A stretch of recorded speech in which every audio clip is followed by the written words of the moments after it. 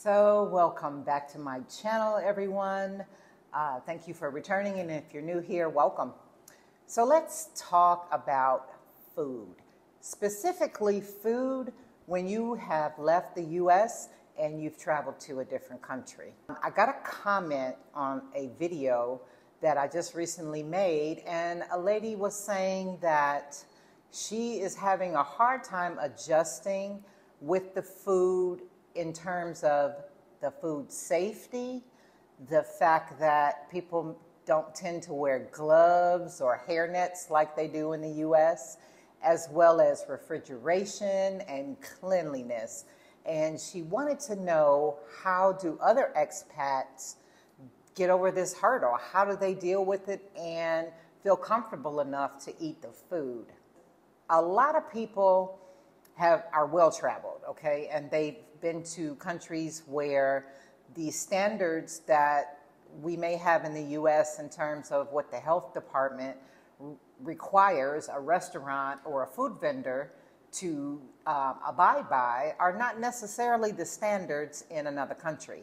So yeah, food is going to be quite a bit different than what you will find in everyday life living in certain countries. So picture this scenario. You have moved to certain cities in Mexico, or maybe certain cities in Asia, or the Middle East, or Africa. And you go to a street vendor, and the food is smelling really good, so you get in line.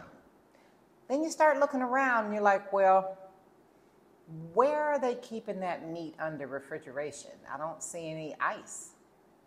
And where are they washing the utensils that they're cooking with? Because I don't see any sinks. Matter of fact, where are they washing their hands? And they don't have any gloves on. Where are they washing the work surface?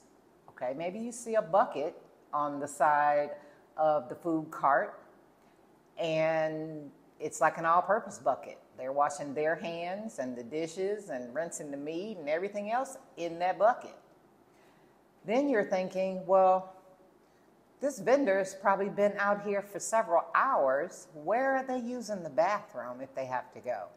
And if they go, where are they washing their hands? A lot to think about, right? So in terms of my personal experiences, one, I will make this clarification that I have eaten some questionable things in different countries. Things that either I didn't know what it was, or the cleanliness could be questioned of the stall, of the vendor, of the food, the meat, just the whole atmosphere is somewhere that had I walked into a restaurant in the U.S. or went to a food vendor, a food truck in the U.S., and I saw that, I'd walk away. There would be no way in hell that I would eat in that establishment or from that vendor. As a matter of fact, if I came to your home and your home wasn't very clean, I wouldn't eat there either. If you had dogs or cats walking all on the countertop, I'm not eating your food. I'm not eating in your house. I'll pass, right? For some reason, the rules are different, at least for me, when I travel. And like I said, I have eaten some really questionable things, and I will be surprised if I don't have worms or have not had worms in the past.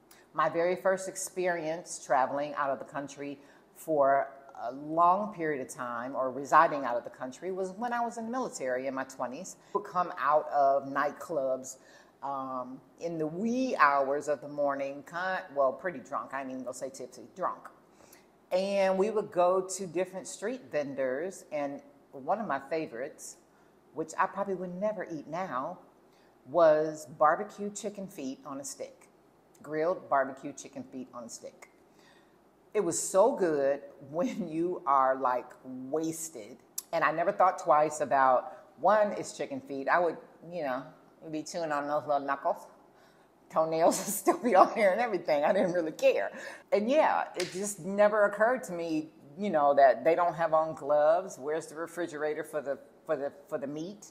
Where's the sink that they're washing stuff in? And didn't think about all that, right? So then I go to the Sudan in Africa. And I'm there for an extended period of time, a couple months. Things were pretty limited. Like, they didn't have a grocery store. You went to local markets or you bought your meat from a meat vendor. And at that time, the meat was limited to chicken or camel meat, okay? So we would get our chickens, a truck would pull up off the road, and it would be like a U-Haul type truck, a box truck. And they would roll the back up, and it would be like this clothesline type thing hanging across the back of the truck, and the chickens would be hanging from it. And they would be covered in flies, okay? Covered in flies. So you buy the fly-covered chicken, you take it home, and while you're cleaning it, because the house we lived in did not have screens in the windows, but it's extremely hot in Africa, right? So you got to have the windows open, and the flies are just coming in as you're washing, they're landing. And even in the frying pan, the piece of the chicken that is not in the grease is going to have flies on it. But you got to eat, right? So you just brush it off and you eat. If you go somewhere where someone's selling food, probably had flies all over it, you eat it. Definitely probably ain't been in no refrigerator, because we had to buy ice, old school, in those big blocks that people keep in ice houses that you need to hammer and chip off pieces of ice. So it wasn't no real refrigeration there, because the power would go off every single day between 11 a.m. and 7 p.m. So even if you did have a refrigerator, you didn't have no power. Moving to Thailand. So they had, you know, grocery stores that are very similar to the U.S. You can get your meat in the plastic package in the freezer and the cooler. But they also had, for the locals who are used to it, they would have big bins, big metal bins, one right after the other, and maybe in one bin it would just be tons of chicken wings, and the next bin it would be tons of chicken legs, and then the next one was thighs and breasts, you know, whatever type of meat it was. And yeah, they might have put some ice on the bottom and threw all that on top, but as the day goes on, they weren't replacing it. You go to a street vendor, which in Asia, street food is the thing. Street food is like what everybody's looking for, because it's amazing, it tastes amazing, and you can get so many different things. But as I said, when you look, where the ice at? Where are you washing your hands? Where are you going to the bathroom?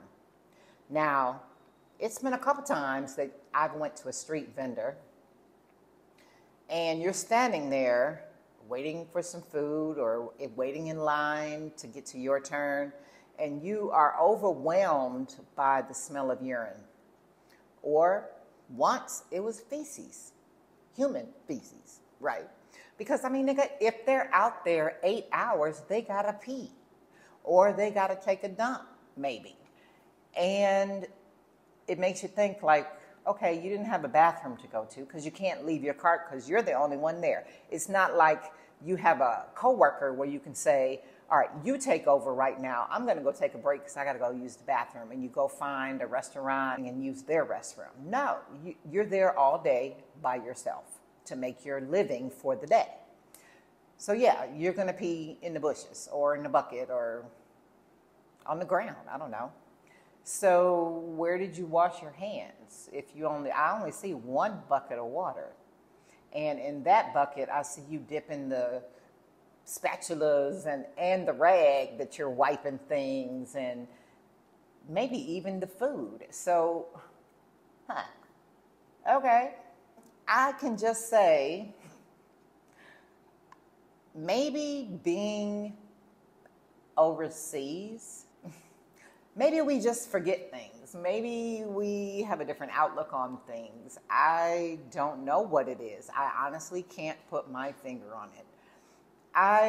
There's a video that I made. It's called I'm Lost, and it's about when I was in Thailand. It's one of my earlier videos. But I was walking down the street, and I was hungry, and I was lost, and it was nighttime. And I passed by. I got this, you know how the Pied Piper plays the pipe and hypnotizes people with the sound of the music? I'm like that about grilled meat.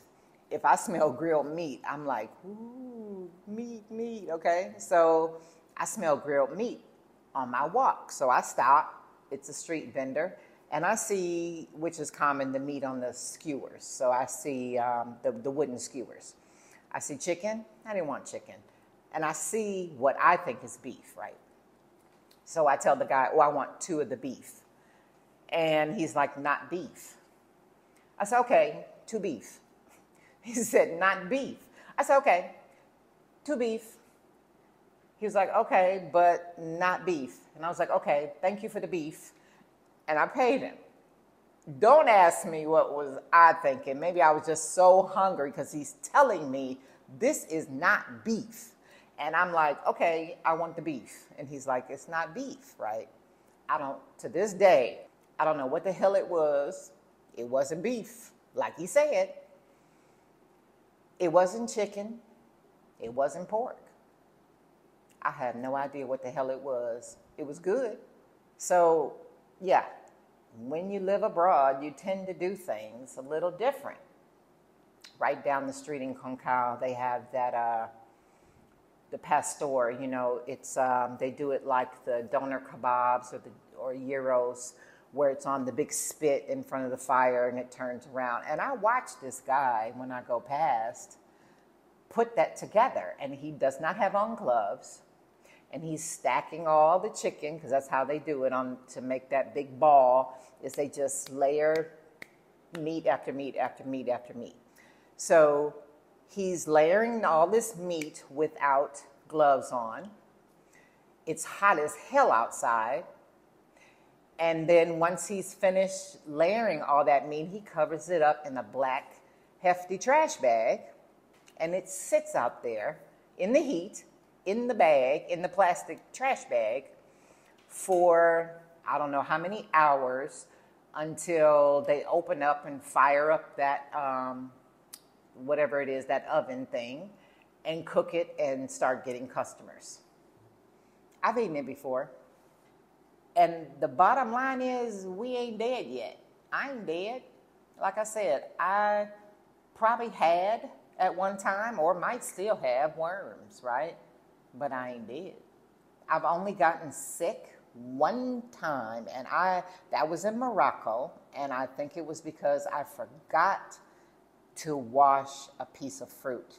So what you need to know is, when you travel to certain countries, their standards are not going to be the same as the U.S. There's not a health inspection. The health department is not going around shutting people down because they don't have on gloves or a hairnet. They're not testing the temperature of the meat that's sitting out to make sure, you know, it's the right temperature and has the proper refrigeration. They are not testing whether you have a sink to sterilize and a sink to wash, and, you know, fining people for this, that, and the other. They don't have that stuff. It's just not that big of an issue to them, and I'm sure people do get sick, but people survive. Here, it's common amongst a lot of people that there's a dewormer. I have some. It's called Lombix, Lombix, and I think you take a tablet every 6 months or 3 months or something like that. I think maybe every 6 months. I haven't even taken it yet. I bought it, but I've never taken it. Just to make sure that if you got some worms, it just gets rid of them. And some people have been here many years and take it on a regular basis. Some locals take it all the time. I can honestly say that if you are very squeamish about food and you cannot get past some of the things that are not done like they're done in the U.S., then you just need to be prepared to do a whole lot of cooking if you're going to survive. Or you're going to give it to God and eat it. That's what I do. Give it to the Lord. Give it to the Lord, and I'm going to eat. And hey, it's going to do what it's going to do. Either I'm going to get the bubble guts and the violent squirts, or is going to be good or is not good, but I ate it.